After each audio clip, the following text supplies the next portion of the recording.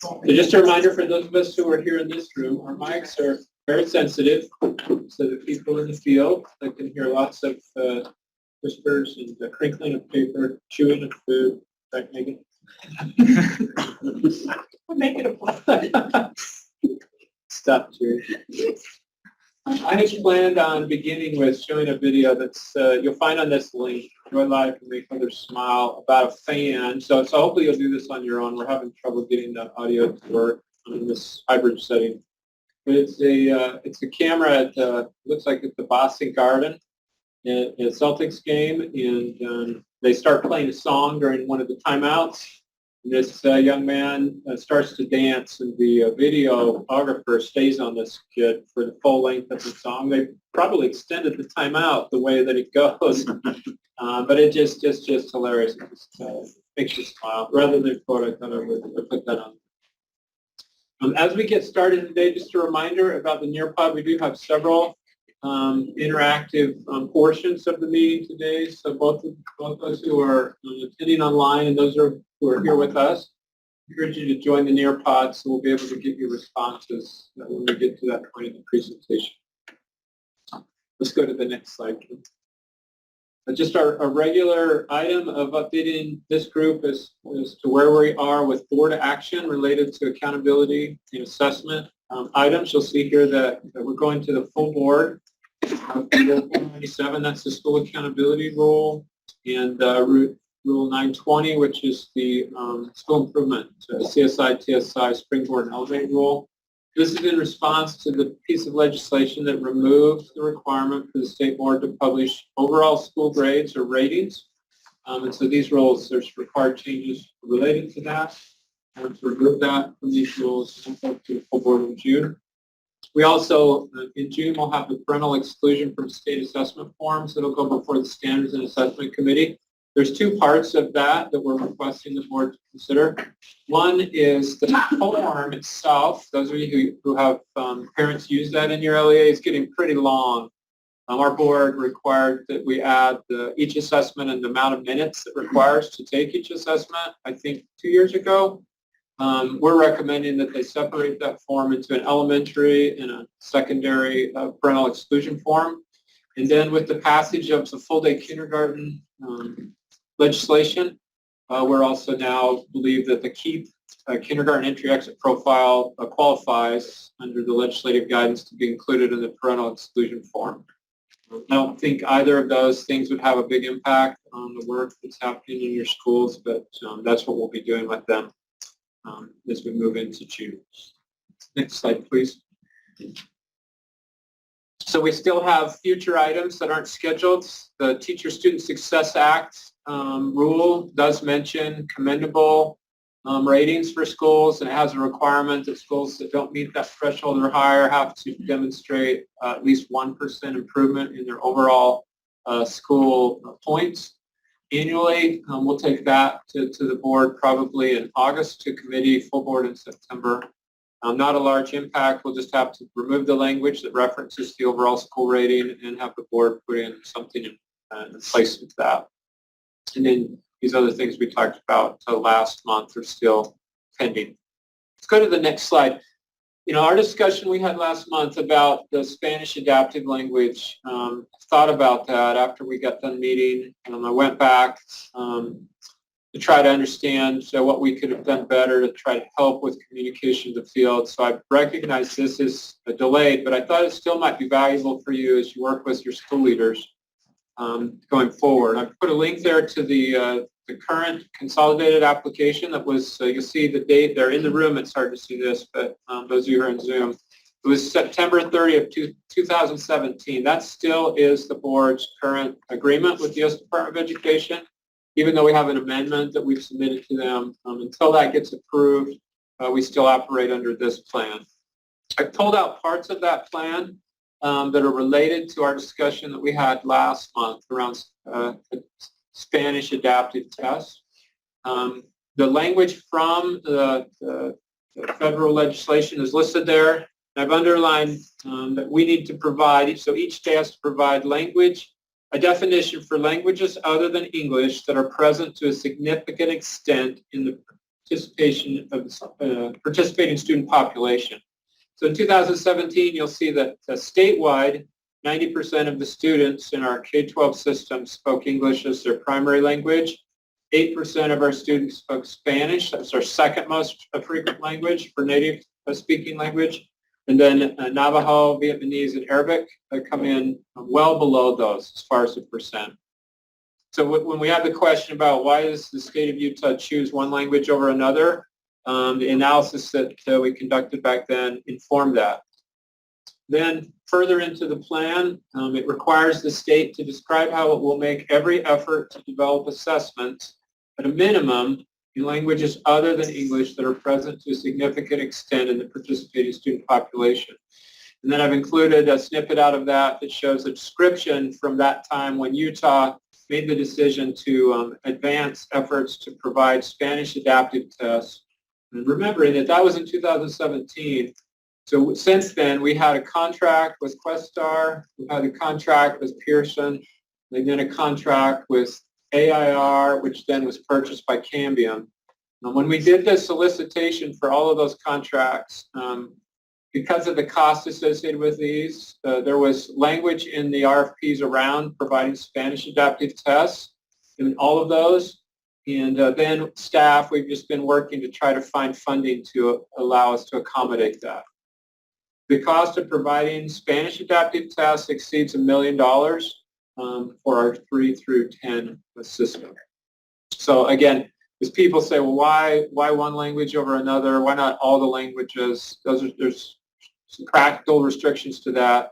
And then the U.S. Department of Education requires every state to make efforts to provide access in languages that have a substantial portion of your population at the state level, recognizing many of your LEAs, that distribution of language that we showed earlier would be much different. Let's go to the next slide. Actually, I should pause there and see if there's discussion or questions. You know, last month we had a lot of discussions. I don't know that we'll have much this month, but I'll pause and see if there's anyone that'd like to talk about the previous information we just presented.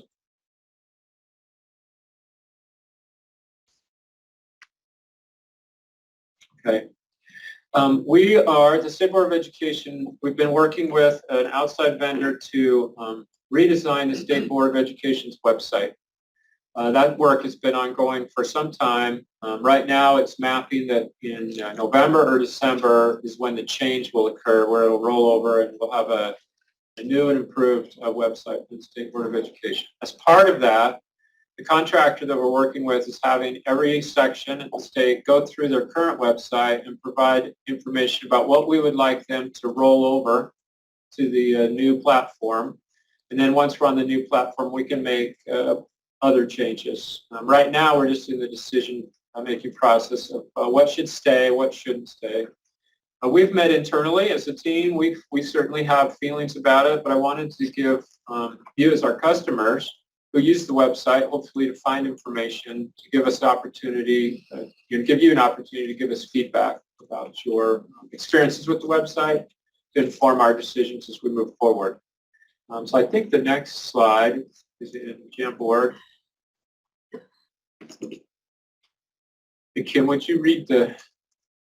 Yeah, it's what resources or links on the assessment and accountability pages of the USB website to you find the most valuable? What suggestions do you have for reorganizing the website?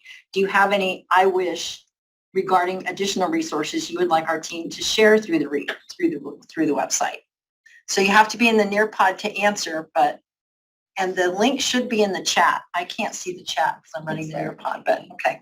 So let's take a few minutes for you to think about this. If you've had experiences either positively or negatively with our website, this is an opportunity to give us feedback during a window of improvement. I'll give you an example of what, as we've talked internally, there are some things that are hard to find for me even. We have a report that you can go to that you can look at the parental exclusion rates all the way back to 2016. And even though I've used that multiple times, it's in a place that I'll forget and it doesn't necessarily make sense, the path to get there.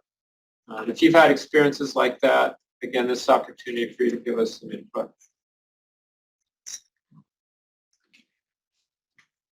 There's also some parts of some tabs and sub-tabs on our website that we believe we can eliminate.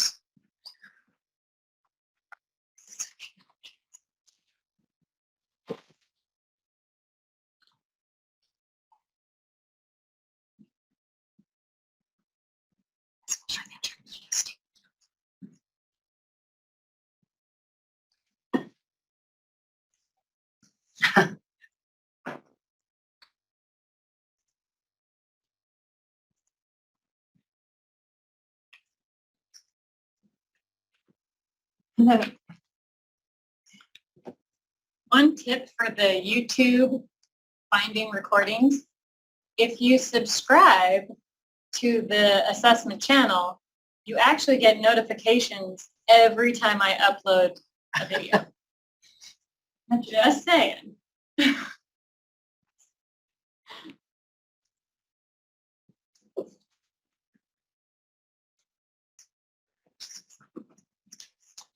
And I believe the assessment and accountability channel actually has more subscriptions than any other USB channel. It doesn't mean our content's more exciting, but a bigger crowd, I guess. We have legislators that subscribe. Yeah.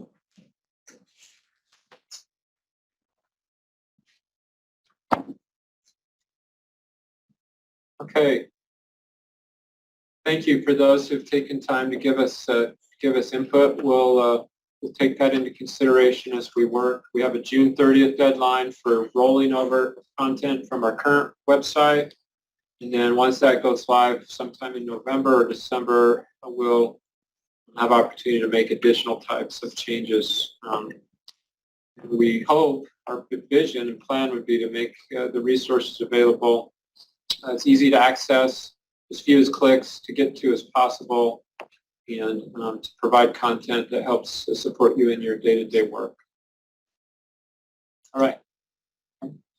My last slide just has to do with the Assessment Accountability Policy Advisory Committee. We met on May 11th, and I did learn a lesson, never to schedule an APEC meeting in the month of May. These meetings are usually very well attended, and we only were able to get 4 of our committee members to be present. Forget how busy May is for you in your schools. We do have a vacancy, though. Our current person who's just recently appointed as the secondary principal position, Joe Jensen out of Alpine School District, has taken a new position at the district level, which means he's ineligible to fill the slot for secondary principal. We hope to be able to fill that slot. He's agreed to stay in that position as long as necessary. Our next meeting will be in October, so ideally we would have names to present to our board at least by their October board meeting, but preferably September or August, and get another member appointed to that committee to fill the secondary principal slot. If you have channels within your communities that you can share this information with principals, eligible candidates, I would invite you to do that to help us recruit. If you have secondary principals that you think individually you work with them, they would be great participants for this. Certainly feel free to shoulder tap them and give them a personal invitation to apply. So that concludes my portion of the meeting, and move forward with the next part. Okay, first of all, I just want to thank all the LEAs who welcomed us as we completed our assessment observations this year, and I listed all the districts or charter schools that we went out and visited. It was a very busy assessment observation season this year. And next year we will be doing San Juan, Emory, Carbon. I think it's News. I forgot which region it is. I was going to look on my map on my wall and I forgot. Anyway, heads up to those people because we will be having to organize our assessment observations very carefully due to the distance we have to travel. So, but next year, this year was really, really successful. We will be presenting all the observation data and the updates and all of that information at our June meeting. Just some high-level stuff that we found that you may be interested in. This, so everybody's aware, helps us with our federal peer review, and the data that we get from our assessment observations from last year and previous years, all of that we're going to use again for this year's. We are actually submitting this year again, so we'll be using that data, and it's really valuable. And I really would like to thank the LEAs who worked so hard to send out student surveys this year and the teacher surveys and our special ed surveys. We actually have more than 5 students who responded this year and more teachers. So it was really exciting for me because I went, wait, we actually can like look at stuff. It was super great. So, and that's thanks to you because we just send you the links and you send the messages. So thank you for that very much. We are really excited to announce something that we will be doing on September 28th. And this is a save the date situation. We are asking you to basically be in the room where it happens and gather people in your district, and you're going to do this in your district offices, not here, and to meet together, and we're going to do it's 3.5 hours, but we're really planning on 3 because we figure we're going to have 15 minutes before and 15 minutes after with tech and all that stuff, to meet together to actually spend time calendaring, looking at tasks. We're going to give you a bunch of assessment and accountability updates that everyone needs to know. And our effort is to try to improve the connections and communication within your LEA and then also with us so that you know who it is that you need to are the people that people should reach out for.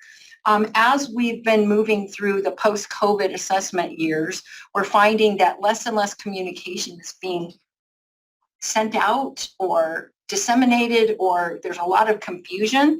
And so we're hoping to try to eliminate that. And we just thought if we could get the ADs, the ALS directors, special ed directors, curriculum directors, literacy directors in a room at your building at the same time, we can do a Zoom meeting together, and we would like you in the same room so that you can actually talk to each other. It's not like new AD meeting where you're going to have us just go wah, wah, wah, wah, wah, wah at you for the whole time. You're going to have time to calendar and look at things. We're looking at our yearly assessment calendar, the tasks that are coming up. There are going to be some changes this year that are important with NAEP. There are changes with, of course, accountability. The student backpack project that's happening could affect some of your SIS, the way you're rostering. We want to talk about proctoring considerations. We are going to look at reports and make sure everyone knows where to access them for every assessment so that you can do that. Another thing that we're going to do is make sure that you look at our listserv and any other listservs to make sure that everybody who is supposed to be on it is there, as well as anybody who want to add. We're going to ask you to look at like your UTIPS accounts because UTIPS is now going to have the high school benchmarks. So you'll be far more involved with UTIPS than you have been probably over the last couple of years. Utah Compose, the same thing. All the administrator accounts come through me, and we need to do some updating with that. And so we're going to have some time to talk about that. We are trying to make it fun and exciting as much as it can be, and so we're hoping that you guys will participate with us. After this meeting, we are going to be sending a flyer out that you can share with people, and this will also be sent to the curriculum directors, the LDs, the special ed, and all those people as well. But we're going to be talking about DLM and WIDA and, considerations about that. And if you notice that whole thing about administering assessments down at the bottom about testing ethics, we're actually going to give you some some scenarios, some commonly asked questions that we get, and have you guys determine as an LEA, how would you handle it? Because remember, testing ethics violations actually start at the LEA level before you submit them to us. And so that's one of the things that we're going to be doing. And, you know, how we handle alerts and plagiarism reports, and just so everyone's on the same page. And that's kind of our hope. We've never done this before. So, you know, we'll see how it all goes. And so we'll get lots of feedback from you afterwards. But we're hoping to maybe lessen your burden as far as trying to communicate with everyone, and just make sure that communication, everybody hears it at the same time. You know, I'm a fan of Hamilton, so we all want to be in the room where it happens. So that's kind of what our goal is. So a couple things. I have a little collaboration board that I'm going to have you fill out. So this year, to be frank, Darren, Sydney, and I have been rather gobsmacked by the number of testing ethics violations and test administration issues. And, you know, it's beyond the somebody should have, you know, somebody said they were going to do something. We're actually finding egregious UPAC sent testing ethics violations that we have never, I mean, this week I've had 6, which is the most I've ever had in 9 years of being at USB. So we're trying to see if we can figure out some things, because I want to provide solutions and not problems. You know, let's be proactive with this a little bit. So what I would like you guys to do is answer these 3 questions on the next collaboration board. How are you completing the required test administration and testing ethics training within your LEA? I know some people are doing like a Canvas course, and some people, you know, send stuff to their LEA. Like, we need to know exactly how you're doing this, because we've been talking about, do we need to do more from a state level to support this system? And when do you provide the training? And one of the other things that is required is, do you provide specific test administration training for every statewide assessment, not just, here's the testing ethics policy, watch it now. Now you're going to go give Acadians, now you're going to do DLM, you know, the teachers have to do this. We have some assessments like DLM and WIDA that have required trainings that teachers have to do every year. And then there's some like RISE and UA Plus where we provide the training and we assume we're doing train the trainer. So that's kind of where we're going with on this collaboration board. Does anybody have any questions about that before I click it? We have a lot of people in the room today. It's super, super fun. It's like the old days. Like, if I seem super hyper, it's because I'm actually looking at the faces of friends that I've been emailing and bugging for years. One other thing about this as well, we also think that there's a link with the test administration testing ethics thing with proctoring, and the number of alert papers we're getting, the number of plagiarism reports we're getting. And you know, and remember, that's directly affecting you, because I know what you have to do when you get those out there, and then you have to report back. So that's kind of our goal, and also our goal for our Building Connections webinar as well. Like, let's all get on the same page together. As a little thing, we've had over 300, and we're at 350 alert papers this year, the most ever. We've had alerts this year for WIDA. We had our first alerts in years for Utah Aspire Plus, and kids they type it in the equation editors of the math test, in case you were wondering, as well as the rest are all from RISE. We love our alert system because we have honestly found serious school safety things. I had my first threat of a school shooting this year, which kind of sent me back for a day. And so we have to continue this, but we're also seeing more and more and more, as you have seen, for those of you who get these, of kids just typing pages after page after page of nonsense, day after day after day. And that, to me, is a proctoring issue, because teachers should be aware enough as we're proctoring to notice that a kid's just sitting there in the notes section just typing a lot of stuff. So that's kind of where we're going with this a little bit, because we are your partners and we want to support you as best we can. And so that's one of the reasons we're asking these questions. So would you please spend a couple minutes and just tell us what you do? And remember, don't forget the heart. So if you see somebody type something and you're like, oh, that's exactly what we do, just heart it, because I can see how many hearts. Okay, and we also have a question in the chat. Is explaining how a district does testing ethics a part of a district's testing plan? Yes. It's actually in the rule that it says you have to submit, the testing plan, you have to submit to us when you're doing your testing and all of that. That is part of it. And we've been pretty like, here's the survey, fill it out, tell us when you're doing it. And we have people put in dates. Some people, are really meticulous about it. Some people just kind of put all the dates, so that's part of that testing plan that is still required on September 15th. So I spent a lot of time thinking about this and went through the rule and looked at it.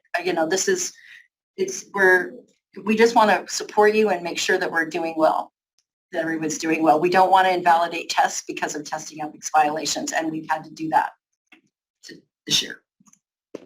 And training TBIs, your teachers are visually impaired, they're administering Braille to make sure you are considering what you're doing with those folks.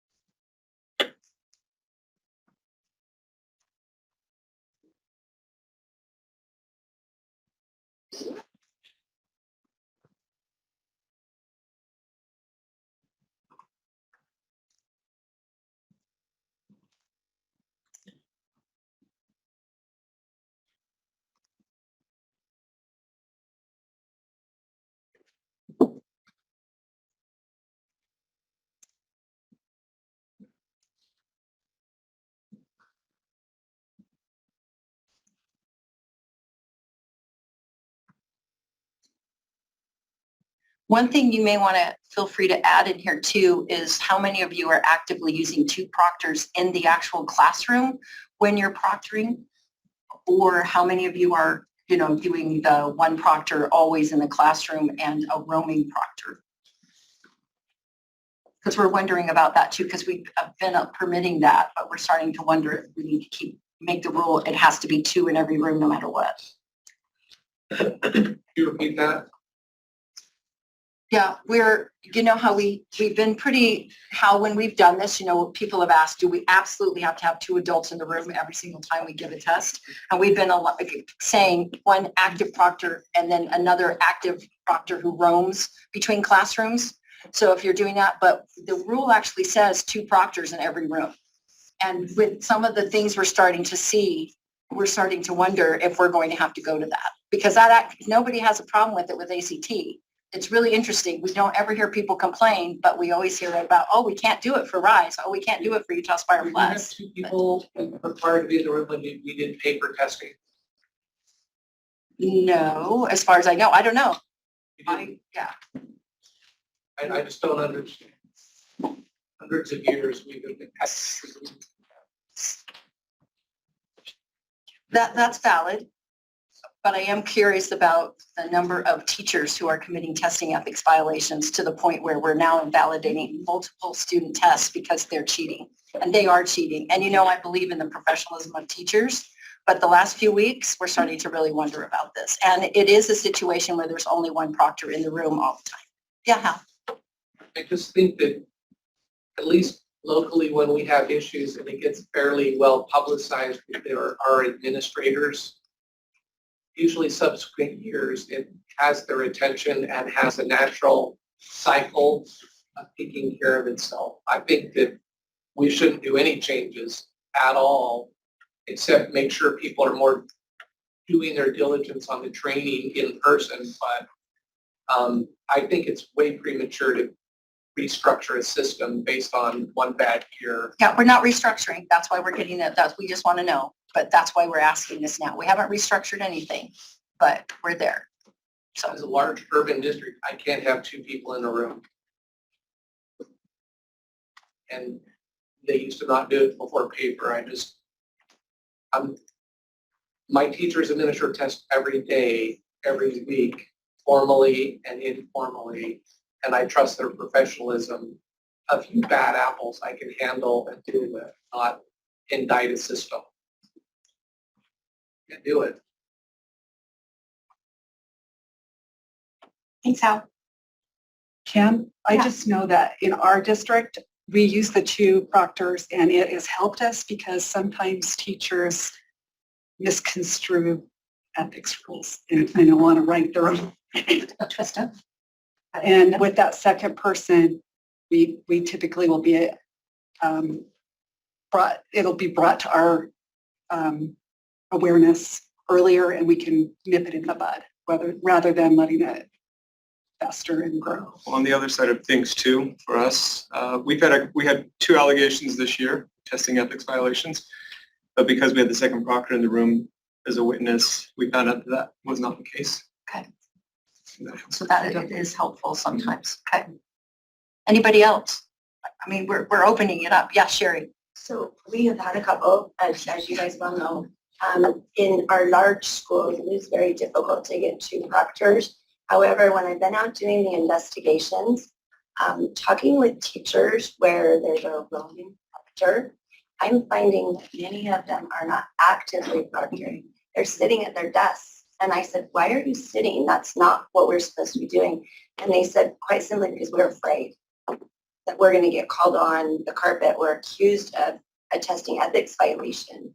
So that's an interesting thing. They're sitting, so active proctoring is not occurring. And I think that's where we're getting some of these students writing strange things, the alert papers are popping up. But it's very difficult to provide 2 proctors in every room in these large schools. Michelle, you have your hand up. Just a quick comment on that. Alert papers are really, really important. We in no way want to limit students' ability to share these things that they're experiencing in a way that they feel comfortable. Obviously, they don't feel comfortable talking to an adult. This is a way for them to express. We don't want to put any kind of barrier between students and their ability to express that. And so that's a different thing. But I understand what you're saying. I wasn't saying that at all, because Yeah. 90% of our alert papers have been things that kids were writing song lyrics and but you're absolutely right. We need to those things. Those really critical ones that come through that are very, very dangerous. We want that in place for kids. Sherry, would it be helpful in the testing ethics policy if we define more what active proctoring means? That it's allowed. I know that there's this, I think the fear you're talking about is, oh, I might see what the kids are doing on their tests and I'm not supposed to ever look at it, which is, So that's what I'm kind of curious about, like this idea that they're afraid to get up and walk, because I've never, 25 years, we were just expected to keep walking around the room. So I'm not sure where that comes from. And I want to solve that problem for you. I use a derivation of the state's testing ethics policy. It's always Weberized. Sure. But I define what active proctoring looks like, and we talk about it all the time. But yeah, I think that's a great addition. It was just the first time in 12 years I've heard someone say they were afraid to actively proctor. It was an interesting comment. Yeah. And it occurred multiple times, otherwise I wouldn't worry about it. Wow. Scotty. Just speaking as an educator in 15 years of getting ethics training, I literally sat at an ethics training when the vice principal stood up and said, we got through this in less than a minute last year. Let's see if we can get faster than 45 seconds. And would flip through the screens. Don't cheat. Don't do this. Don't do this. You didn't even have time to read the slides.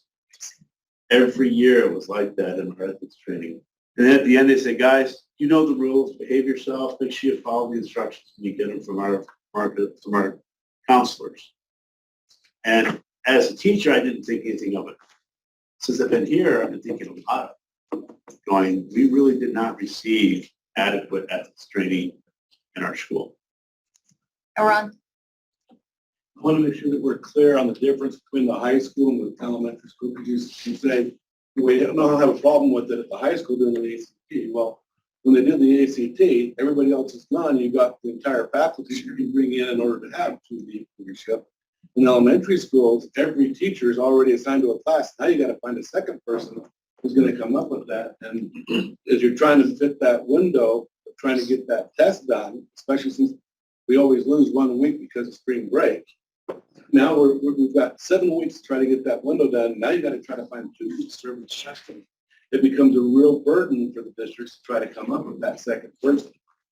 And we just need to make sure that we're aware of the dynamics between an ACT where, yeah, I can bring in the PE teachers and everybody else who's not involved, but they can be the second person in the test when we don't have that ability at the elementary school. And so what we want to do is make sure that the guidelines are adhered to. So if they're going to be wandering the hallway, they're not in the hall looking at their text messages or anything. They're actually walking up and down the hall and checking in on the doors to make sure what's going on in there. And that's the reason why we've had the one person in the classroom actively proctoring and the roaming proctor for a long time. And that's kind of how that works. And to be honest with you, that's what I prefer. I mean, like you said, I prefer that method because I think it is less of a burden. But we also have to start looking at the fidelity of the test, because when you start talking about teachers actively cheating and now entire classrooms full of tests have to be invalidated, and it doesn't have to be just one test. It could be all their tests, because if it is an elementary school teacher who has been cheating and nobody knows, you're now affecting science, math, what did I say, science, math, English, and in fifth grade writing.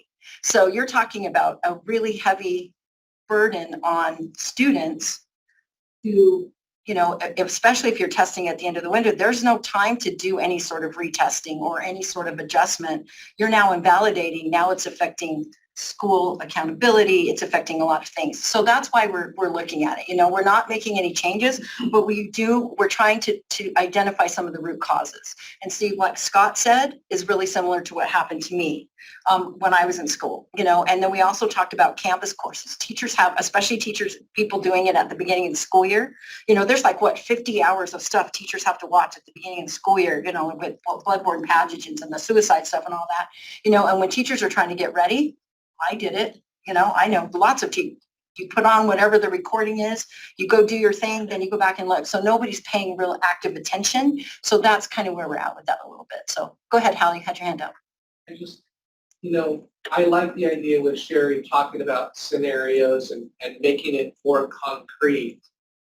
And I know there's a lot of videos, but I would love for the state board to actually bring it to life with some decent money of classrooms and actually explain what's the document and do something for 10 or 12 minutes that districts or schools could use.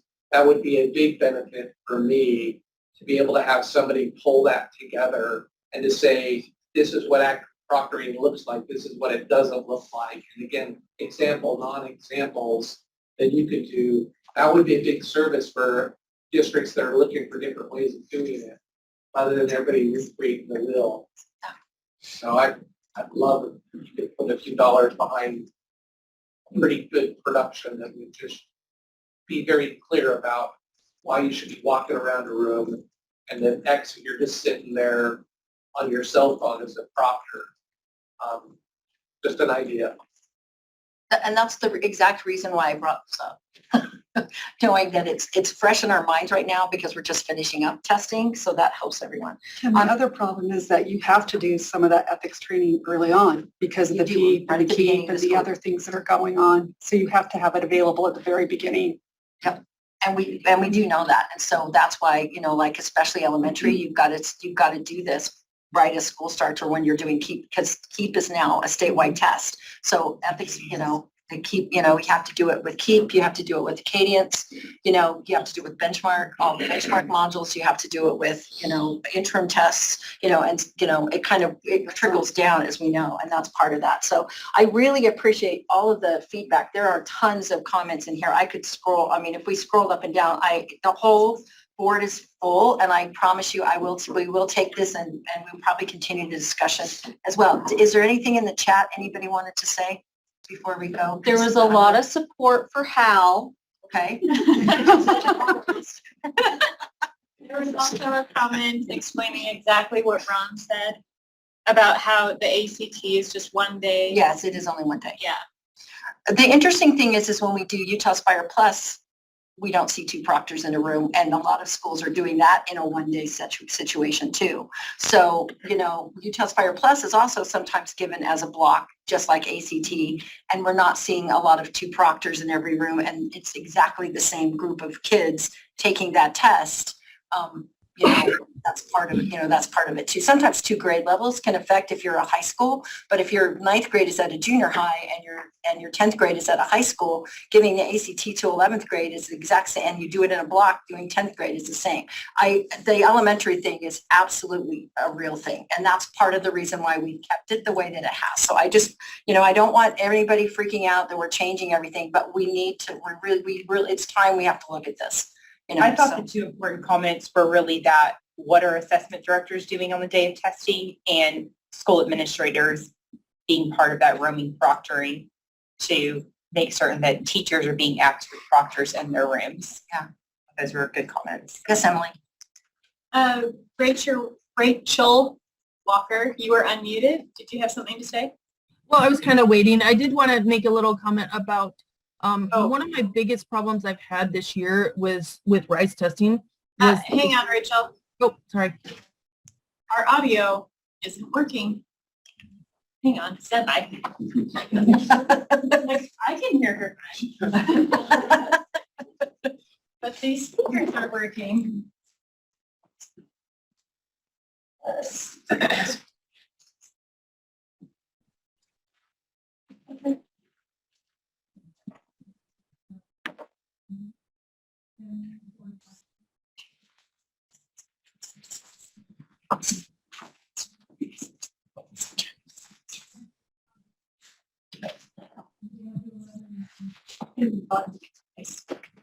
It's a new system, so we still have some glitches to work out. Try talking again. Okay, No, you want me to try? Okay, just look at my last comment and then your pod. Put your comment in the chat, and Emily will read it to you. She said she put a comment in the chat. Okay. It's in the near pod. Jerry, and let him know about this.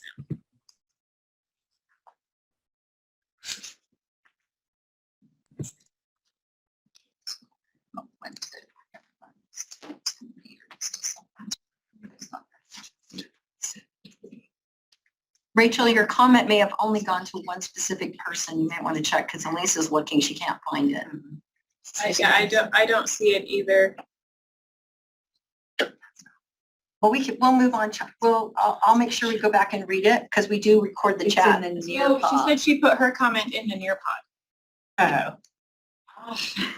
Oh, in the Nearpod. Oh, in the Nearpod. Thank you. I was see looking it. in the Zoom chat. Oh, okay. This is what Rachel said. The large problem I have with ethics is with RISE teachers allowing teachers to take forever on a test. 3 to 10 hours is excessive. Those are the situations I've had to address the most. I've noticed that too, and I was thinking this year we're probably going to request another. We haven't done this for a while that I can remember, but we're going to probably request the testing times report again, the really detailed one from Ambien. On that, just to see, because I've noticed a couple when we've gotten some emails about some questions, and there was a student who was 5.5 hours on a math test, and wasn't done. And so it may be time to address that too. So thank you, Rachel, because that's been in our radar as well. So we're, like I said, our whole goal is to try to make this a better system for everyone. There's a fine line though when a teacher is saying, well, this student has special needs and so he's going to take 10 hours to do this test. How do you draw that line? So sitting right next to the person that's going to answer that question. Tracy's going to draw the line. And go, Tracy. So, and we're doing, by the way, I've had tons of accommodation requests for trainings and we're putting some stuff together to try to help support you guys in that for next year. But it should be based upon what they're doing instructionally. And that's where your teams need to make that consideration, right? Like when I typically sit down and give my kiddo an in-class chapter test or whatever they're doing, how long do they take? Right? Do they take 2 times longer than everybody else? Do they take 3 times longer? And the other way to do it is, my 1 year that I was mild mod before I came up to the state, I had those kids where they were working. You knew that they were working through, they were taking their time. right? They were the kids that were going to take that 10 hours to complete that test. Then you had the other kid that just sat there and we were not getting through items, right? So I think your teachers need to use that judgment, and it really needs to be, those are conversations that the IEP teams need to be having, which I know is not your wheelhouse, right? That's your SPED directors. But when they ask that, put that back on the team, right? And just make sure they're communicating with parents, right? Call home. Hey, Mom, Johnny, we're doing RISE testing, and Johnny has been on the same 5 questions for 2 class periods, right? Include parents in that conversation as IEP teams. So what we don't want teachers to do is to force submit, call it a day, and find themselves in a place where they're making unilateral IEP team decisions, right? So that's my suggestion. But it really, what are they doing instructionally? How long does it take them to complete things? And it's important that the teachers understand that with RISE, they can just be done. The kid that can't submit till they're finished, so they just stop testing. There's no participation code you put in, but on June 9th or whenever the window closes for the year, those tests force complete. If they've completed at least 6 questions, everybody gets participation points. Thank you for participating. If they've completed 85%, the student gets a score. But that's kind of where you can start to gauge it. But there's no participation code for that. And you can just alleviate the concern of sometimes with teachers like, well, what did I, they just let them, sometimes we have to walk away. And that's going to happen. Fortunately, it's not all the kids. Remember, Hal used the best example to me of the whole year, which is it's 95%, not 100. So remember that. Ron, question. I have a hard time with comment, well, they take that long on the test in the classroom. Well, the test they're taking in the classroom isn't an adaptive test. And so they are going to take significantly more time than their classmates on that test. But this test is adaptive as they're answering those questions. It's not the same test they're taking with the person next to them. So when they're hitting the 5-hour mark and they're at 66%, it's like, why are we torturing these kids? We now have enough data to know where this kid is. Well, you haven't hit at 60%, you haven't hit the mark to produce a score report, right? And that's valuable information, so we're training IEP teams. That's just one test. And if we're going to take 8 hours per test, we're going to be talking 24, 25 hours of testing. That's away from instruction time, that's away from interaction time with the class. But I'm telling you, with your IEP teams right now, with those IEP kids, that conversation needs to happen with your parents, right? When we say IEP team and testing, I'm telling you, if you... I agree with that. 100%. I agree with that, but what I'm facing is parents saying, why are you taking my kid to 5 hours on a test? And then the teacher says, but we have to hit the 85% so I can get... And then now we have a conflict going on, and so they want to keep pushing on it. And I'm saying, we've got the data at this point. Right, but so then those would be conversations that a team would need to have. Here's what I can tell you in all my observations, like in all the years. So I set out doing assessment observations before the assessment team started when I landed here 7 years ago. And all the observations that I have done, I very rarely see our special ed kids go beyond our gen ed kids. Not kidding you. Yeah. Right. And a lot of times, so like if we're in a situation where we have those rare cases with those kids, right? Like, and the student needs to be part of that conversation with parents too, right? Like if we're continuing to work through it and we're making progress and we're doing what we need to do, I think they have that right for that opportunity, right? And that conversation really needs to happen with the team. Yeah, I was just going to echo what Tracy said too. Just as a former special ed teacher and doing assessment observations, I have never seen a student actually need extended time beyond what, particularly Utah Aspire Plus requires. They don't use it. So one thing that I think you can do as assessment personnel is have the conversations with your special ed teams and just say, what kind of data monitoring are y'all using? Because I often think it's not a thoughtful consideration when people put extended time on there. It's just to kind of go to bucket list accommodation, and it's not really taken on an individual basis. Like, is there any documentation on an ongoing basis in classroom assignments and testing that students truly require that extended time? I'm not talking about Utah Aspire Plus. I'm talking about the RISE where it's not a time test. We have guidelines for those tests, and the teachers are saying they take longer than their classmates do. and they're at 5-6 hours, and I had one yesterday that was at 6 hours, and they are only at, was 16% of the test. It's just like, what yeah. are you doing with that child in that amount of time? But Are they just sitting there staring Right. at the screen and saying, no, this is just the way they work? And at that point, the parents are saying, stop it. The teacher's saying, well, we got to get to the 85%. Principal's saying, we got to get to the 85%. And it's like, Yeah, and if you- Talk about next year, if they're not gonna put their kids through. you know, and if you've got kids in that position, you know, and the conversations that I've had with IEP teams too, with that, when they talk about what do we do, right? Those behavior kids, those refuse to test. And I was like, maybe our goal is to engage this year, right? We hit 5 questions, we hit 10 questions, right? And maybe that becomes our goal, right?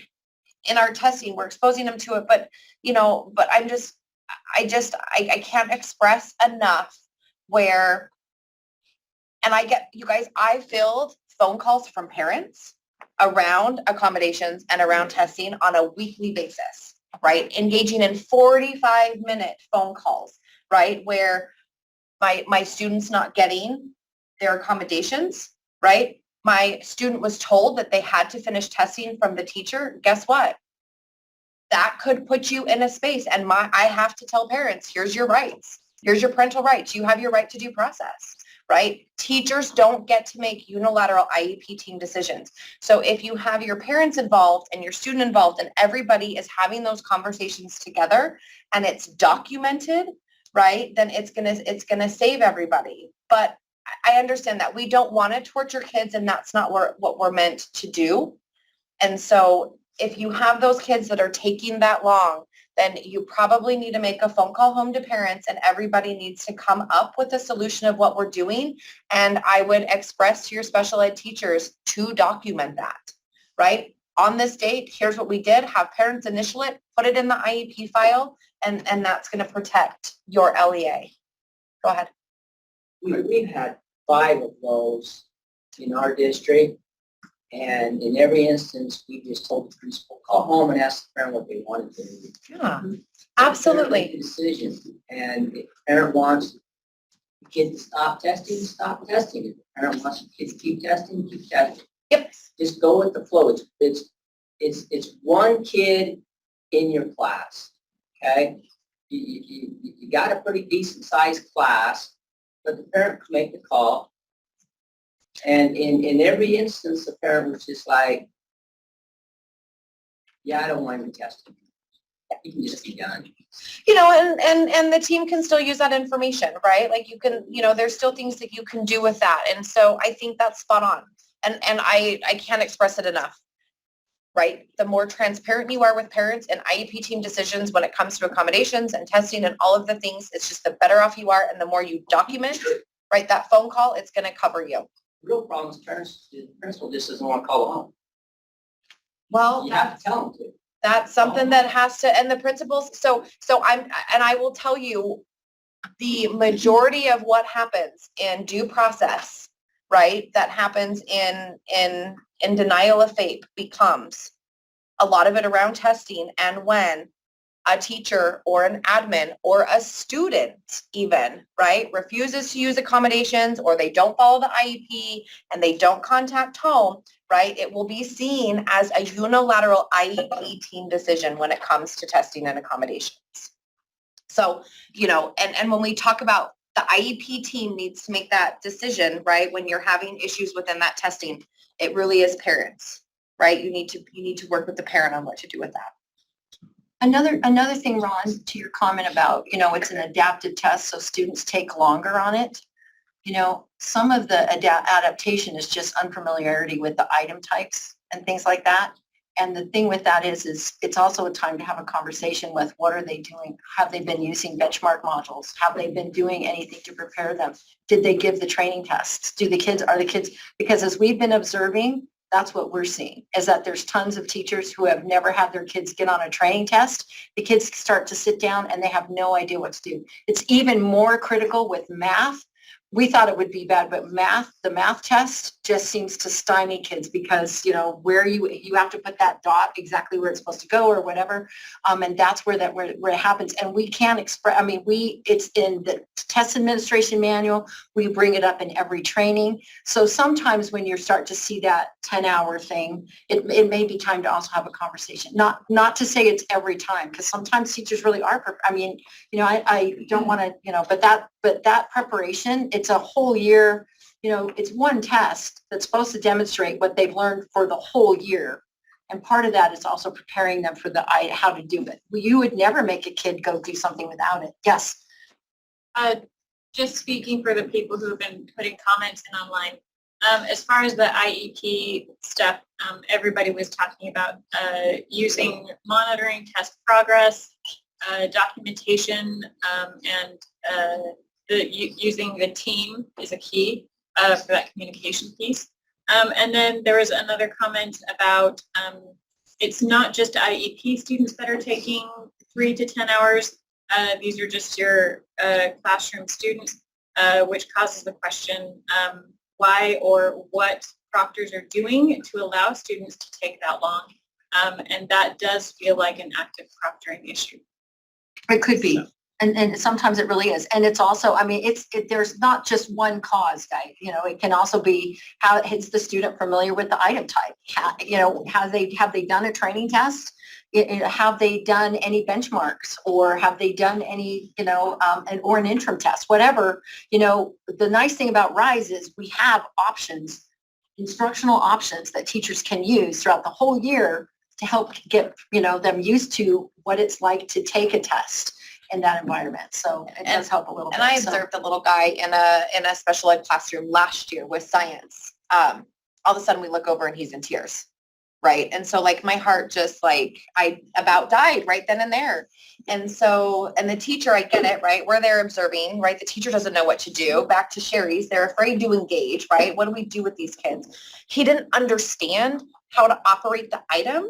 Right, like he was frustrated because it wasn't necessarily the content. He didn't know what the question was asking him to do as far as working the item. And so I sat next to the kid and I walked him through like, where do you click? Right, and that was it was an access. And then we were able to step out, take a deep breath, collect ourselves, and come back and move forward. So sometimes I think what happens is exposure to the item types. And then that becomes a barrier to getting to their content knowledge, right? When they don't know those things. For all students, just to the comment, somebody said it's not the IEP students that are taking the length. I mean, that goes for all students. Yeah. It absolutely is. This is not an issue solely for students with IEPs. This is also other students as well. Emily. Another question online. How often should we urge them to concentrate and stay on task? Like any student, or? The big thing with that, that's actually not in the script, and that's just one of those things where active proctoring, you can walk, you know, the more you walk by a kid and give them the face. I mean, I used to have the face. They used to call it the rappy face, like, let's go, you know, stuff like that. There isn't a guideline, because the problem is the minute you start doing that, you're taking away the standardization of the instructions for the actual test. But, you know, there are, you know, these are all considerations. And this, by the way, because we need to move on, is exactly why we want to have our Building Connections meeting on September 28th, because all of this is the discussions that we need to be having all together with your ALS directors, your SPED directors, you guys.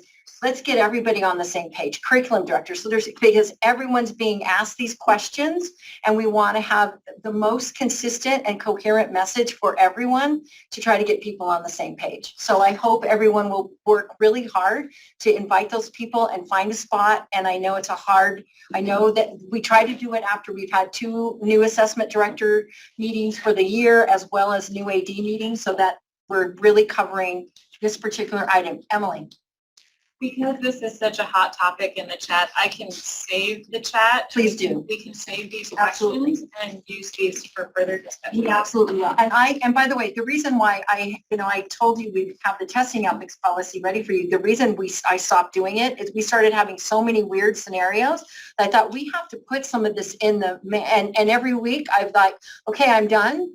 And then we get 2 more weird. I mean, it's just been a really interesting year. And I think what's scary is when we hear about them, it's that whole, you hear one bad complaint, how many other people is this affecting? So we just wanted to do that. So that's kind of where we are. And thank you so much, you guys. It's been a very valuable discussion, a lot of opinions, a lot of really, information that really needs to get out there. And if nothing else, it makes me feel better that we are going to do our September 28th meeting. So please, please, please. And please get so I'm actually taking Kim's slides and typing it up to blast it out to SPED directors. And I've told you a bazillion times before, I see you guys more often, but I get to you way more than I can my special ed people. So I think the 28th is a great opportunity, and I'm going to keep pushing it with SPED directors. Please get a SPED director there so that we can navigate those things. And when you're sitting there and you have questions, I can hop in and help and give guidance so you can create a plan, right, that can go out. So thank you. We have no other choice. Maureen. Alrighty, so I mentioned in last month's meeting a couple of resources that are available, and they're great for everyone to use. I know we're coming up on the end of this year's testing, but these would be great for next year planning, and also I've given them out this week to people, so maybe you still need them. So we can go. First is the student rostering manual. It is full of a ton of great information about how your students get into their assessments. It's arranged by assessment. You look in the index, how do my kids get into Acadians? You can look it up. It has the business rules, which are basically just the criteria that will qualify a student for an assessment. It has the tiebreakers for your course-based assessments and your grade-based assessments. There's 2 different sets. If you don't know which assessments are grade-based or course-based, it's in this rostering manual as well. It is full of great information, and I wish more people would look at it. So look at it. Next is the course code lists. The course code lists give you the codes that will qualify a student for any of these assessments: Apple, Acadians, Utah, Core Standards, Benchmarks, and RISE, ELA, Science, and Math. They're arranged by assessment, by grade, and then by priority, top to bottom. For planning, a lot of people, even now, are feeling the effects of some core code decisions that were made way back at the beginning of the year. And we're still trying to correct those issues this week for some people. So this is great to share with your UTREX people. Make sure everyone has a copy of this. So next, where do you find these? They are all in the same place. I have a link here. They're on the same page. So convenient. Just go here and look at them while you're, sitting back with your umbrella drink over the summer. Peruse this page. And that is all I have for now. Any questions about rostering, please feel free to get in touch with me. Anything in the chat? Okay. Tracy. Okay, accommodations. Your reminder of the accommodated participation code, right? If they're using accommodation only outlined specifically for that assessment, right? That's where the accommodated code comes in. So I linked you back to your TAMs to find those. So it's just a reminder. Go ahead. I haven't had as many questions coming about. Any questions about accommodations, coding that, what we do with that 201 accommodated? Okay, if you have a teacher that has delivered an accommodation that wasn't allowable, please make sure you're entering that modified code, right? Okay. Save the dates. So DLM, our alternate assessment. I discovered that there was a need this year as we kind of started bringing on regional trainings again.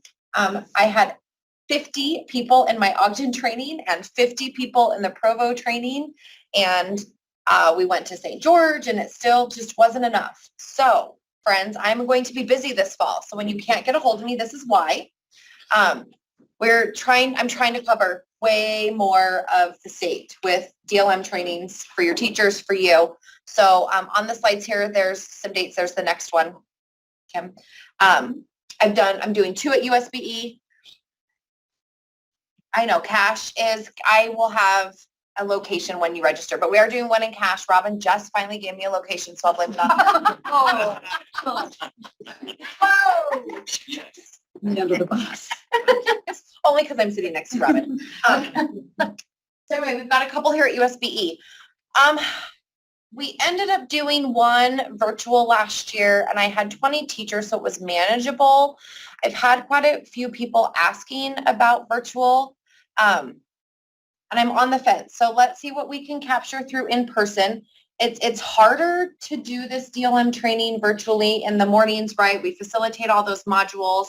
I think we just get better training done in person. I'm willing to play with it. Virtual trainings would have to be kept small because it's too much to do a virtual training. It's a lot, right? Getting accounts set up and as much prepping as I try to do. But anyway, so we've got, what was that? 8, 6, 7, something like that.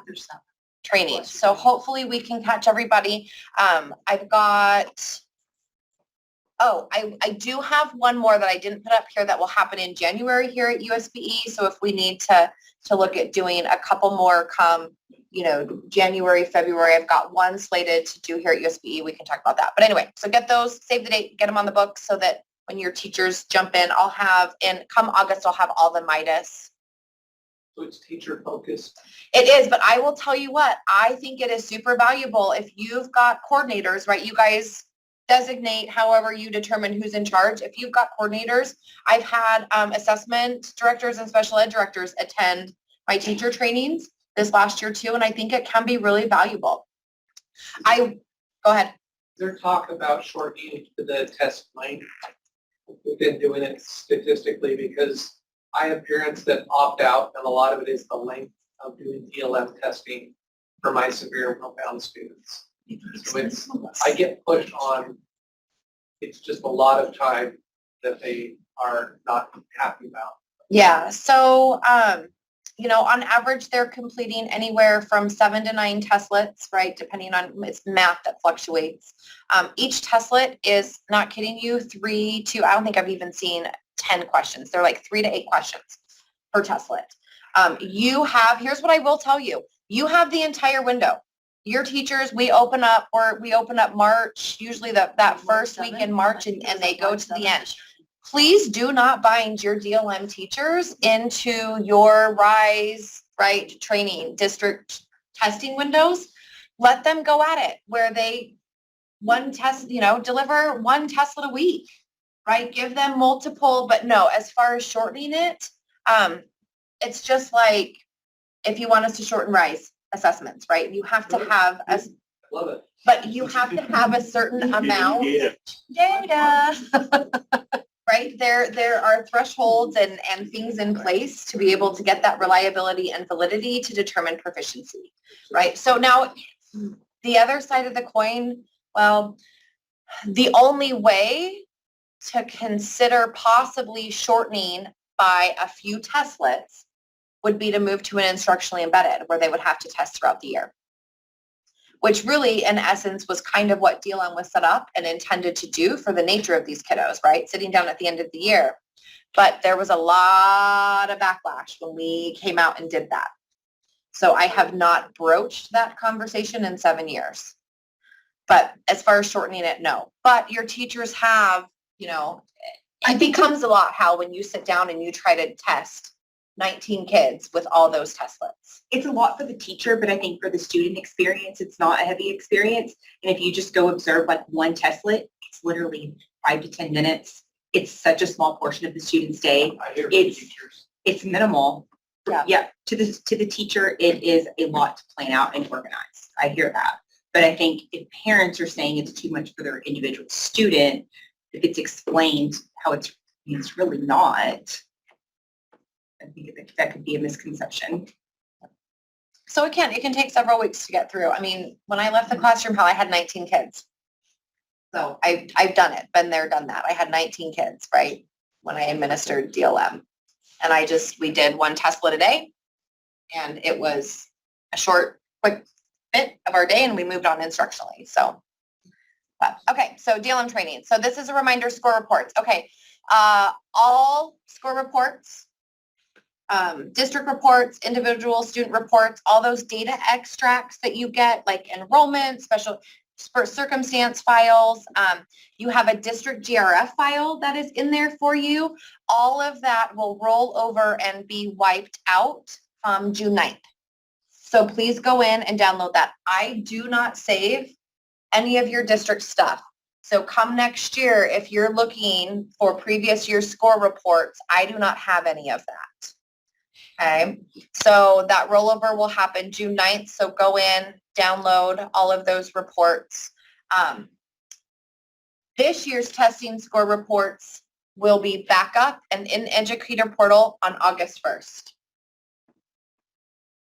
Okay, so I think actually, Maureen, they load the 30th We of received July. the GRF file on the 30th June, yeah, but score reports I think actually deliver like the end of July. But so by August 1st, by the time your teachers come back, okay, you fall in the same with DLM score reports, right? The same timelines and expectations as all the other score reports. Within the first 3 weeks of school, you should have those out. Or, right, that first parent-teacher conference is also a great time to get those score reports out, right? Teachers are there with parents, they can walk through it and explain it. Reminder of your special circumstance codes. They can only be entered by your district test coordinator. So if you are an LEA that does not have one of those or you don't know who that is, please send me an email. And the teacher, remember, you have to roster the student. The teacher has to submit the first contact survey because the first testlet has to deliver. You go into Educator Portal, test management, click on that testlet, and then that's where you enter that special circumstance code, right? Or our participation codes. TA document on the Padlet there, so it just links you back to the Padlet if need be. As of a report from our DLM PM yesterday, these were last week's numbers, so as of yesterday, I think we were down to like 200 something kids not rostered, so there's still some kids in there not rostered, so go look, make sure that your kiddos, because we're pretty much done with school here. Most of you are out next week, I think, right? Not the week after. Okay, I think that's it. Oh, there we go, testing completed. Those numbers have bumped up a little bit, so we've done pretty good. And then just more slides on how you can go in to read extracts to see who's tested, not tested, right? Who's rostered, not rostered, how to do that. So those slides are in there for you.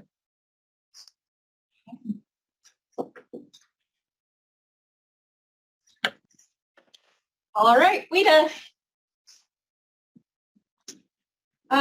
So questions that we've gotten quite a bit. We've sent this out to ALS directors and assessment directors, but we want to really reinforce the messaging. And again, please make sure that all of your colleagues that need to be in the know are in the know. We are still waiting for our final approval. And I mean, you know, or rejection, I guess technically could happen too. But we're still waiting for the final word back from the U.S. Department of Education on our amendment. So, and as Darren stated earlier, please just remember that we still need to follow the current plan from 2017. And so right now that plan states that our exit criteria is an overall composite score of a 5.0. So, and honestly, I wish that we had a crystal ball where we could just tell you when we're going to get that feedback and how it's all going to work. But honestly, the timing of when we finally get that approval or rejection, that will determine moving forward and what the next steps will be. But please, please rest assured, we will make sure that we give you all the information of what to do once we do get that updated criteria. So I know that's the big one. Another thing to just be aware of also is that in that ESSA amendment, it also has the updated home language survey questions. So if we find ourselves in a position where things get approved right at the beginning of next year, we might be in a position of scrambling. But again, we will do the best that we can. You know, and when we all meet for communication reasons, we'll go over this stuff again, but you know, take a look at that home language, the updated home language survey questions that would determine a need for screening. So you might want to have that just sitting in your back pocket and ready to go if we have to deploy it, you know, right at the beginning of the year. But again, I'm sorry, I wish I had a magic wand and I could just be like, approved now, U.S. Department of Education, but alas, I don't. So still 5.0, stay the course as per usual. Promise we're getting there. Testing dates. We're done with testing. Y'all should have received this Monday your printed reports from WIDA. And again, going back to our testing ethics, you have 3 weeks to get those scores reported out to all of the important people that need to see those, to parents, educators, students, right? And just depending on your capability and how you communicate those scores, that 3 weeks might have begun for you on the 28th of April, or it might have just started this week on the 15th. So if you're going to send paper reports home and you needed to wait to get those printed for you. So please make sure that you do get those all sent out, and of course get any errors that you find sent to Maureen ASAP. I believe just sending an SSID has been sufficient, right? Yep, Okay. that's all I need. Okay. And then just updates. As you know, AMS is going to be totally overhauled when it comes to access testing. This will not affect Screener, but there will be an overhaul to AMS. There is a webinar. I need to scroll because my eyes are not having fun seeing that. There is a webinar, which is on the next page, actually, that you can attend, and that is this week, today, at lunch. So when you all are out meeting together, I know you're all going to be listening to this, right? Really good lunch conversation and topic, guys. So it's going to be recorded. When you have your umbrella week, when you're going over marine stuff, I know you're also going to do this with your umbrella drink. So just this will give you a heads up about all of those enhancements and updates that will be taking place over the summer. And then, of course, all the training courses, once that is launched, will be available for access at the beginning of the year. No effect to any of the screener trainees or anything like that. So I think that's it. Contact us. Let me know how your umbrella drink and webinar watching goes. We like to hear those fun things. That's it. Teresa, I'm going to suggest we take a break before your section. Can I ask one question real quick? So, hey, Hal and everybody else, jump into the chat. So I do need a schedule. I usually do a district DLM coordinator training, right? Like a virtual type thing. Will you throw in the chat what would be a good month for me to look at scheduling that? And I just do it virtual. So throw in chat really quickly. Thanks. And I'll get that on the books. DLM district, don't give me that look, Robin. You're coming. Well, no, for district coordinators, right? So this would be like for district people, right? Rostering, getting students in, right? Managing data, like district kind of responsibilities. Oh, I normally do it in October. So you want me basically. Can I respond to something really quickly in the chat? Tara Lynn, she just said, thanks for getting our data extracts to us early this year. We have been really working on getting WIDA access reporting earlier and earlier, and we have been able to shave off like weeks and weeks of time for reporting, and we think that we're going to, if all goes well, get WIDA access back in the day, right? Cross your fingers, guys. Your magic wands. You're all going to talk about that at lunch too, I know. Work on yours. Okay, let's take a 10-minute break. We'll reconvene at 10:30. Oh, and there's donuts, so take some donuts. It's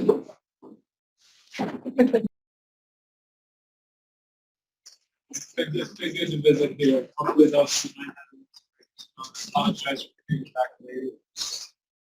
Teresa, we'll go ahead and turn the time over to you. Okay, just reminders, we are in the middle of our Acadians window, so that's, did we skip Acadians or did it get rotated? This is keeping people. Oh, they got, okay, the order. When I looked at it last time, Acadians was first, and I was like, anyway, we are in the middle of Keep and Peep as well. So It always goes in order of the age of the test. okay, Of the age of on the other slides, when I reviewed them, they were in the opposite order. So make sure you have that data in. Just so you know, the data gateway is being a little finicky right now. So I would recommend putting your assessments on paper and then putting them in the live data entry. I've had a couple of teachers reach out saying they've had some issues with that. And then they don't have that data anymore if the system glitches on them or doesn't save. And so that could cause problems. If you're not having any issues, that's fine, but that is something to consider. We are working on moving, updating the platforms for Peep and Keep, which should hopefully go into effect for next fall. And then all of these issues will no longer be applicable. It should run very smoothly. So I actually got the prototype that I'm going to be looking at this week for just making sure everything looks good. So I believe it will be in effect for next year. Next slide. For next year, the Keep entry and exit assessments will be administered, and it is required for all students with the state law. The board rule will be changing for that in order to align with state law. And then this summer, the state board will be voting if Acadians or Keep will be used as a state kindergarten assessment. And if they do continue with the Keep, we will make changes and align to the new language arts standards for the 24-25 school year. And the Keep would still be available if you wanted to use it for after if the board decides to go with Acadians, the Keep will still be available. It just will no longer be required. Yes. Quick question, just to confirm for Keep, teachers should finish it on paper for right now, correct?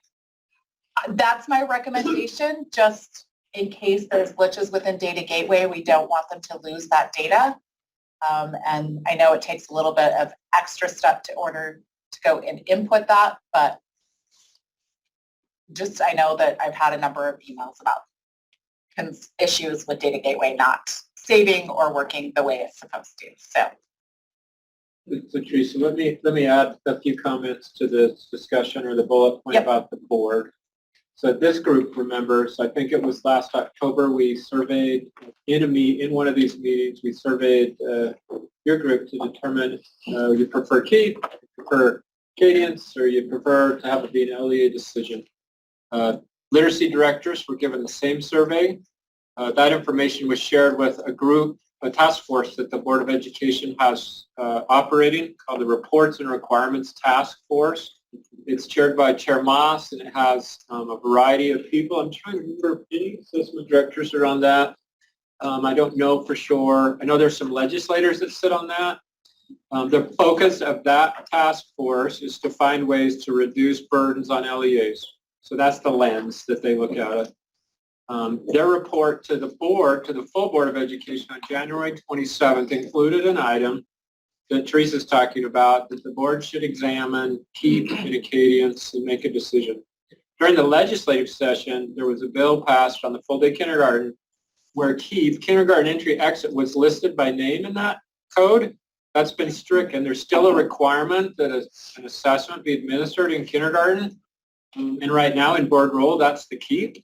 But the board has the authority now, legislative passed that authority on for them to make a change. And so that's what we're referring to. And then it's just important to reiterate that change would take effect the following year. We wouldn't try to change on a dime. Most likely, I guess the board could do what they could do. Make it different. We would advocate that change would be effective the following year. Yeah, it would be a little, I think it's in August that they're planning on voting on it, which. Yeah, that would be, they'll have a June meeting and then they're off in July unless they schedule a special meeting, and then August would be the earliest that they could. But I don't know actually what their plan is for that. Yeah, I think last time I listened to it, they were in the policy committee, they were talking about bringing it back in August. Yeah, it's not being driven by assessment. Again, it's being driven through the lens of burdens on LEAs. What can we do to mitigate? Yes. There is a KEEP entry training. We know that there's going to be a number of new kindergarten staff with the all-day kindergarten bill. So there's going to be KEEP entry training in August. So there's 2 sessions there. And then the entry training will be offered later in the year when it's a little closer to actually giving it. And I don't have those specific dates yet. So please make sure that your teachers attend the training or at least do the online Canvas course so that they know how to administer this assessment and can administer it with validity and reliability. Next slide. And then if you do need KEEP materials for new teachers, please complete the survey. We need to make sure that we have enough materials for your teachers. If your school is located along the Wasatch Front, we are asking that somebody come and pick up those materials, and there are some date ranges available. Since I am not in the office every single day, if you could submit like the dates that you will be picking those up, and I will have those available for you at the front desk to be picked up. Or if your school is not along the Wasatch Front, then we will mail those materials to you. And so you'll just need to include your address and information. Yes, Emily. Is there a timeline when the data gateway will be working again? Well, so the KEEP platform's being rebuilt at this time. And so they're really working on building that KEEP platform, the platform for the KEEP and PEEP. And then all of the bugs and issues that we're currently experiencing will no longer exist. That really won't go into effect until next fall. So I don't know. They're isolated incidents where teachers are having issues, and it's not like a system-wide issue. And so the IT team doesn't know exactly why specific teachers are having issues. Another comment, we can also print the testing materials from the website, correct? Absolutely. Yep, if you would like to just print it and not send somebody to come pick it up, you are totally welcome to do that. The materials are all available on the website to be printed. If you want pre-printed materials, and again, you're along the Wasatch Front, we're asking you to come and pick them up. So any final questions, I think?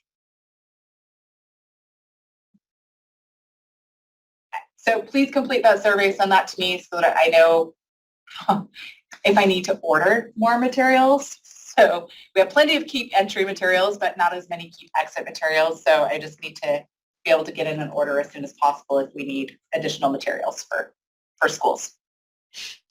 And then Acadians.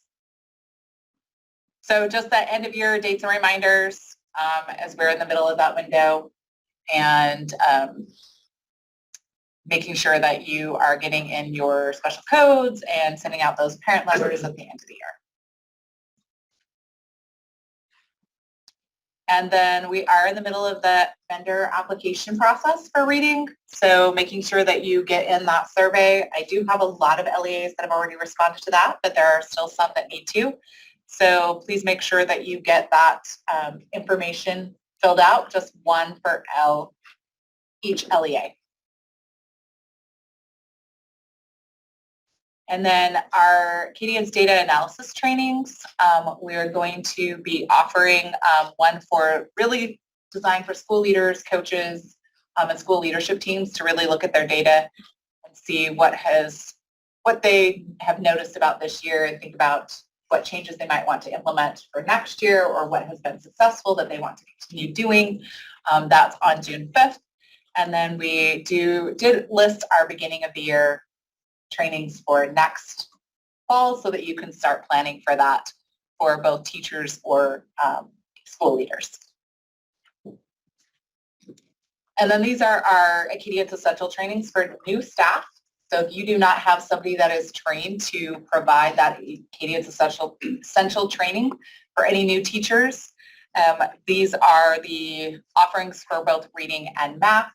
And then please make sure that you get those teachers signed up and that if you are using M-Class or reading, that they have a login already because it's not super valuable if they just get to sit there and watch and not actually participate. So they do have to have a login for M-Class in order to participate in the training.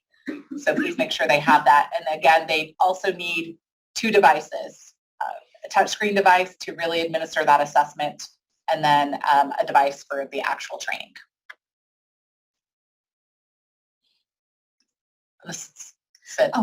Yeah, so just a reminder about, this is the first year, well, last year at the end of the year, some of the SIS systems had the special codes availability, and then some people sent in that spreadsheet. So this is a reminder that all the SIS systems should have that column for special codes and to enter your special codes for the Acadians math assessment. We will be moving forward with operationalizing at the end of the year a fatal error if there is not, I think it was a student address entered into the system. So making sure that it shouldn't affect you right now. It shouldn't affect until the end of the school year. But as you move forward next year, there will be a fatal error. They'll get that red flag for students if they don't have all of their information in the SIS system to come to UTREX. For the LEAs that use PowerSchool as their SIS system, sorry, that was my fault. Oh, thank you. I'm not sure what that note means. Jared was not here today and I can't remember I think it means that none of them are submitting because it wasn't in there last year. Oh, that's right. Okay. Yes. For PowerSchool, that this is new this year. Thank you.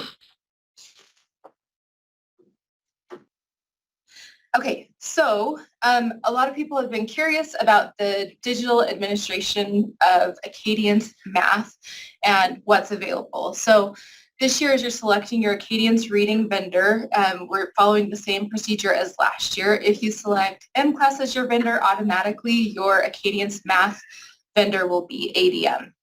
If you select ALO or if you select ADM, also your vendor will be ADM for math.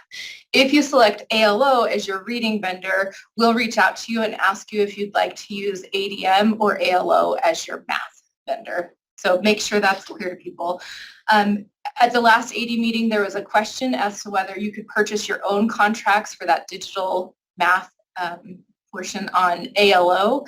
The answer was no for the K-3 students, so we don't want to have 2 different contracts or 2 different licenses for those specific students, and since we already house a license at the state, you would not be able to get a separate contract for the digital option of ALO for your K-3 students. You are free to purchase what you would like. If you choose to purchase a license for your 4-6 students for math, you can purchase either that digital license or a paper pencil license. The digital license is available starting in the 23-24 school year. We're working on a contract amendment to allow that digital component in ALO, where it was the one-on-one administration, similar to what you've seen with like M-Class or in Acadians Learning last year. They will also have a new feature starting this fall for the computation section of Acadians Math, where you would enter the students' responses. So instead of the team having to score the responses, you would enter the student responses in the system, and the system would score the response for you. That's available this fall. They're working on the concepts and applications component of that as well, and that I'm not sure when that will be available. So there are some things available with ALO and the digital option that will be available in the fall, but again, for the math license, you're only eligible for the ALO portion if you also select ALO as your reading vendor. An update on the RFP process for the reading vendor. We're finalizing the stages for our RFP, so we don't know who our Acadience reading vendor will be after June 24. We should know better within the next couple of months. We'll go through that RFP process and should have a final vendor, but it'll be after this window closes. So take that into consideration as you're selecting your vendor for the 23-24 school year, that we're not sure yet after that RFP process who the vendor for Acadience reading would be after June of 24. So that may be something to consider if you're looking at switching vendors this year. We're not sure what's going to happen after this year, so that may be something to consider as you're selecting a vendor, and might not have to switch vendors multiple years in a row. Ben had a question first. Yeah, Ben. Is there a way to check to see if our LEA has filled out the survey requesting our vendor? Yes, you can reach out to Teresa McIntyre, and she can look to see if you've filled out a vendor at the selection response yet or not. Ben? Is there a reason why those of us that use M-Class can't have the option to use ALO? Yeah, right now with ALO, the way that the rostering works is a manual rostering. We're working on a contract amendment so that doesn't happen, so that we're able to roster from the state level. But right now, the rostering is done at the LEA level for ALO. And just to make sure we're rostering the same way in the two different systems, that was our determination, is to make sure that we have the ability, until we have that rostering availability at the state level in ALO, we wanted to make sure that that was done similarly across the different platforms. Obviously, ALO becomes much more tempting if we can enter scores in for computation and concepts and applications rather than do the grading. So when both of those become available on the state can roster, then that would be something we get interested in. Yeah, that's good to know. And I think that's a lot of people. We've been pushing Acadience Learning to offer digital options. I do want to have that caveat that some people have said, well, we still have this cost of printing papers. And even with the digital option of computation and concept and application, you still would be printing those student worksheets, and then it would just be entering the answers into the system and the system automatically scoring it. So the savings would be time savings for the scoring teams a little bit. You're still entering answers. So that's good to know. And something we're pushing them on. But like I said, in the fall, they'll have the computation portion available, concepts and applications. They haven't given us a hard timeline for that yet on ALO when that would be available, but we're working towards that.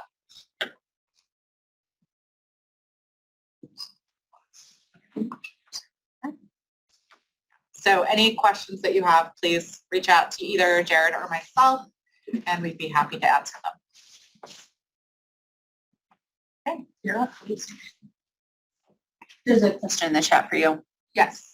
Can I clarify, for Acadience Math, is this just for a digital score entry or for digital administration of the actual test, kind of like they do for M-Class readings? So for Acadience Math, there's both options. So in kindergarten and first grade, the one-on-one administration, that's available similar to how it is in M-Class with the digital platform. What will be available in the fall is the data entry portion will be available on our platform, and it will score the responses for computation instead of the teacher having to go through and determine how many points each question is worth. So that will be a little bit different than M-Class, but those group administered ones will be digital scoring once you enter the data. The one-on-one administration is available and was available last year, and those are only the early numeracy majors in kindergarten and first grade that are administered one-on-one.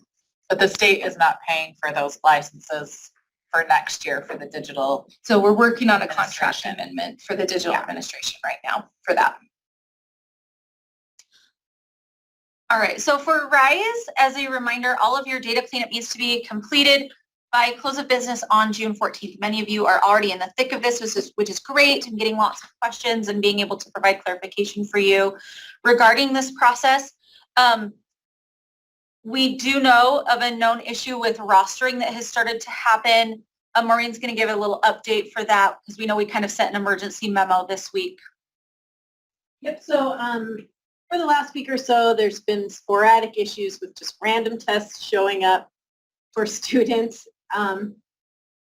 There was no rhyme or reason to it really, but Cambium had put in an update on Tuesday evening. You should have seen them all disappear on Wednesday. If you still have any students rostering for weird tests, just send me an SSID and I can check it out for you. Thanks. So as you're going through your cleanup now, just let us know again if you see any discrepancies that you cannot justify any rhyme or reason for why they're there. Next slide. For RISE reporting, you have 3 weeks to distribute your ISRs to parents. Guidance for interpreting and accessing those ISRs is provided in the RISE reporting guide. The writing ISRs specifically are super important because we do not provide a proficiency score. There are still questions about this, and it's been a couple of years since a 1, 2, 3, 4 has been removed from the writing score. It is a raw score, and it's provided with a rubric, but the only way to see how the students performed on that rubric is to open it in the ISR. You won't be able to see it on the reporting screen like you would for ELA or for math or for science. So if you have questions regarding writing, that is where you want to look as the ISR. The other thing to be aware of with the writing tests, we've gotten a lot of questions about scoring. And as a rough rule, if the student received a 2 out of 10, it's already gone to half scoring, okay? Whether it be for copying a large amount of text from whether it be the prompt or the STEM, those types of things. I'm going to put Teresa and Megan on the spot. Do you have anything to add regarding the writing discrepancies that we've seen? I would say that we've had a lot of questions as to why students have received that prompt copy match score or response and receiving a score of 2 out of 10. And everyone that we have looked at, it's because students really are copying the passage and not using enough of their own writing.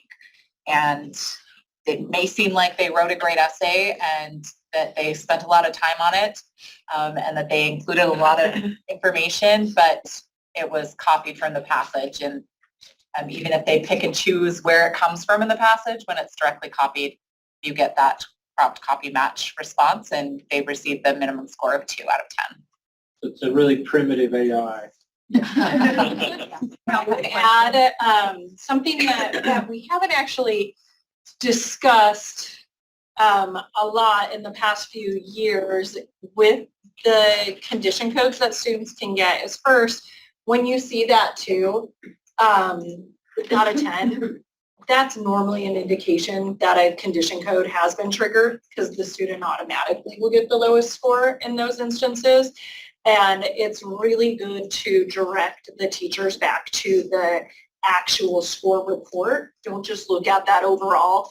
Go to pull up that rubric and it will show that. But also the name in and of itself is a little confusing because they think it's just copying the prompt that tells the students what to write about. But what it really means is, no, they're not copying the prompt. They're copying the stimulus that's provided with the prompt. And so I've actually found myself having to re-explain that. And so if we can really message that back out to teachers, I think that'll, no, don't message it. Just, you've given me the examples that I need. I need 5 to 7 exemplars of what it looks like to trigger the code, and it would take care of 10 calls I get every year. Okay. If you could give me some exemplars, because they don't know, and then you say portion, they don't know what portion looks like.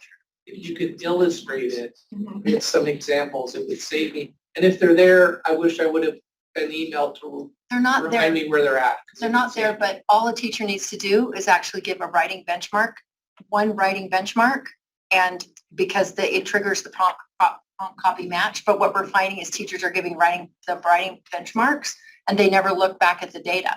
And so they think their kids are doing really well because they look, oh, look, it's this really long thing, but they never look to see that it says, guess what they did. And if they do that, does that mean the system can't score it accurately?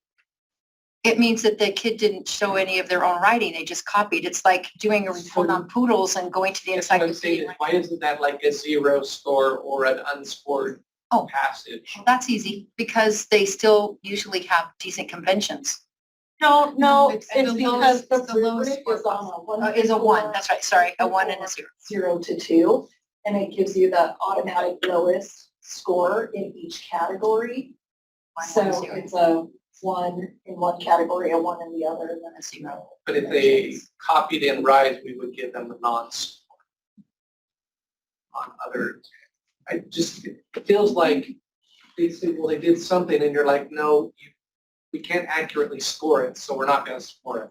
So I why just is it a think- 0? I'm just thinking like it confuses people that it's scored, Right. and yet I can't accurately determine it, but I'll give you a score.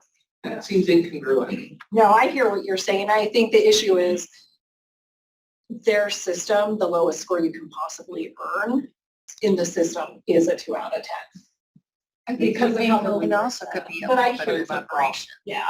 They just don't have enough.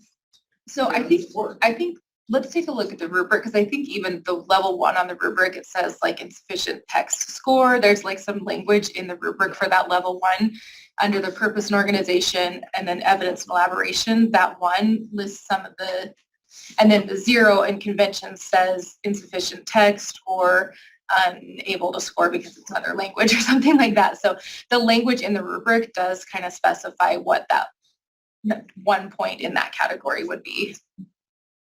And I know Teresa and I have been really conscious of making sure that we include you all in those communications when we do get them to kind of help with the communication as well. But we're always open to feedback, and we really have been looking them over. So. And I will say there are sometimes, I just looked at one this morning where the student in their benchmarks had not copied the majority of the text, had written their own writing, and then on the final summative did not write one single sentence that was their original sentence. Why the disparity? I do not know, but that's why the teacher was like, this doesn't make sense. Well, this is what they produced on the summative assessment. I'm sorry. Yeah, and sometimes teachers will be like, can you tell me why this happened? And we're just like, we don't know what was going through the student's head at the time, but we wish we could give you answers. You know, like if a student is successful on the benchmarks and they're really helping ask the teacher, what were the parameters under which you gave that benchmark? What kind of conditions did you set up? Were you actually helping them or not? And like, how can you create that gradual release process with writing if you were there helping them in that situation? And really talking about that, how do we cite text appropriately? You know, I saw one student that cited text and then still used all the other text, but didn't cite it, but thought because they changed 1 or 2 words per sentence that wasn't in their mind copied, it seemed like. You know, so really allowing them to understand what does it mean to have your own original words, take information and knowledge and use your own voice with it and show your own understanding of that information. You know, it's just all part of that writing process that has to be taught. But Teresa and I and Kim, we're all ready and here to help with the writing process anytime. And I will tell you that for many of the teachers who email us, I go look to see how much they've used Utah Compose. And almost virtually 100% of them there's no evidence that they've done anything with any of the instructional tools we've provided. That doesn't mean the teacher's not teaching writing, but we do go look, have they given a writing benchmark? That's how we know about the writing benchmark. We check to say, oh, was there something that they might have missed when they were doing that? Because we're always looking at better ways to, provide better training to everyone on using benchmark modules and how to do better writing instruction. So we do look at that, but it is, you know, there's still sometimes a mindset of we're going to take the writing test, so I'm going to do my writing unit 3 weeks before the test. And the students don't get it, they need more practice than 3 weeks of writing before the test. And sadly, that was kind of the way many of the teachers who are teaching now were actually taught writing back in the day, you know. And So- how, for examples, we can go back and find, because I remember when prompt copy match and duplicate text and all of the condition codes first came out, we did have examples and stuff like that with all the thresholds. If we did, I know I can go back because I remember Probably in our, specifically they're other probably in our ones. Writing Roadshow PowerPoint, because didn't we use them in there? Yeah, some of them are in there. I So may I know have that that we still. gave all the thresholds and showed examples of what it can look like. It would just really help my teachers. I know Yeah. there's some training obviously with it, but Yeah, a yeah. lot of them are like, can I just see the student and what they did so then I could get an understanding? It's like there seems to be need to be more feedback because they're struggling with just having better information so they can improve their teaching around it.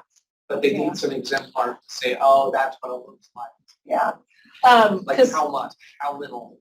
we did release for that study to prompts, and we did have student samples. So we can go back and find them back up. Yeah. Illustrate what it looks Send like. us an email to remind us to. Go ahead, then. Okay, so for math, ELA, and science, your ISRs appear more like this. Again, guidance is provided in the RISE reporting guide, but with those ISRs, you'll have your student information across the top and then summary of their performance through the middle, and then the reporting categories will show on the bottom with some feedback, with some generic feedback for teachers. If you have any questions, still at any time, you're welcome to reach out to myself or the RISE Help Desk. We're happy to help with whatever you need at this point in time. And then we can move on to Utah Aspire Plus, which is done. That's super exciting. I don't know why there's a black box No, there that instead of is the weird. logo. It's done. But it's done. Closed out, finished. It must be, and what's weird is I scanned these last night before. Well, I and they sent were them, there and last it was night. there. It was there last night. I saw it. It's showing up. It's so exciting. It shows It's on done. Darren. It's blackened itself. Oh, okay. Okay, there we go. Yeah, every So- single one of them. Your Utah Aspire Plus window closed on last Friday. You still have through tomorrow to finish up any last minute participation codes or data cleanup that you need to do. Guidance for various codes.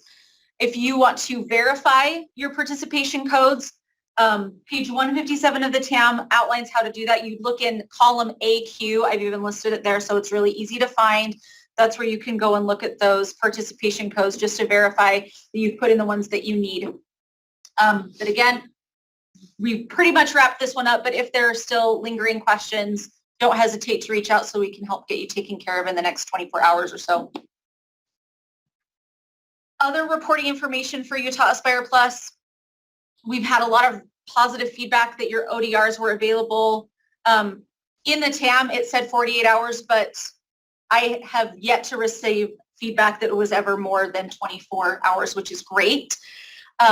Your ISRs will be available May 26th, as well as the test scores and test events files. Okay. Parent portal will be available May 30th, which is a month earlier than it was last year. Just remember though, if you are asking parents to access the parent portal, they actually need the QR code that is on the ISR that you provide. So be aware of that. They can't just log in and see what's there without the unique code that sits on their student's ISR. The ISRs look like this. Guidance for the ISRs. There are 2 guides that are posted on the Utah Aspire Plus Resource Center. One is specific for educators. The other is specific for parents. And it basically just outlines in more detail what each component of the ISR is and how to interpret the data that it shows using the little ABCDE that is there. And same with Pearson. If you have any questions, make sure you contact the help desk or reach out to me so that we can help you with whatever you need. We are done. Well, we should, I did want to take a minute for the group to recognize any of our colleagues who will no longer be working in the assessment field next year. I'm aware of Ron Twitchell. And I believe, is it Seth Sorensen, also has got a different position next year, but there might be others in our group or community that I'm not aware of, and would encourage us to take a minute to recognize, thank them for the opportunity to work with them, either in the chat, since you can't come off, you can come off mute, we just won't hear you. Or anybody here who's in this room could just share. There's probably others that I'm not aware of. And as always, for those of you who are leaving, we thank you, but you also want to remember to send us the contact information of your replacements as soon as possible. Ron, Seth.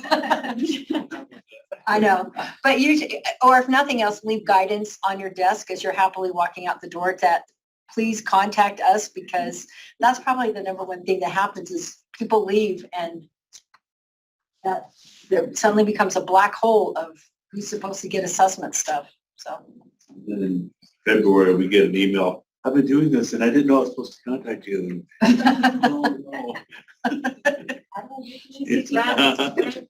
is asking, are there any changes to the USBE staff? For assessment teams, not that I'm Not aware that of. we know. Sorry, Brad, you can't get rid of us yet. You know something, Brad? That's just because we're awesome. No, we don't want to leave each other. Okay. And if any of you are aware you're not leaving and you're just being bashful, we will have next month you can share. Thank you. Thank you for your time, for the work that you do, and for your feedback to try to help us be more effective in our role. Thank you very much, and have a wonderful day.